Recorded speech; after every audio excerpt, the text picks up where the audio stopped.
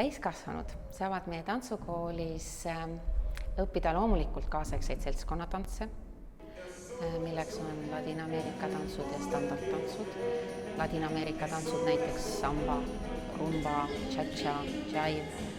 Standardtantsud, need on näiteks aeglane valss, viinivalss, tango, foxtrot loomulikult.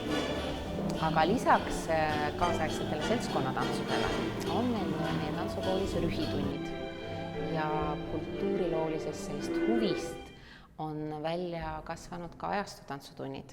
Ja need viimased, nii rühitunnid kui ajastutantsutunnid on just need, mis mulle isiklikult kõige rohkem huvi pakuvad, praegu vähemalt. Miks pärast siis? Ajastutantsud näiteks,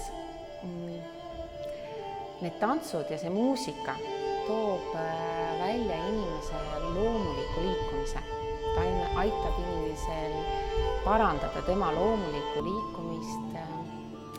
Lisaks nad annavad kehale ja liikumisele tohutult avarust. Nad on väga elavad, väga liikuvad, sugugi mitte igavad ja aeglased. Aga ma arvan, et nende tundide puhul on tegelikult see, et inimene peab ise tundi tulema. Siis ta saab alles aru, missugune on nende tantsude olemus ja nende tundide olemus ka.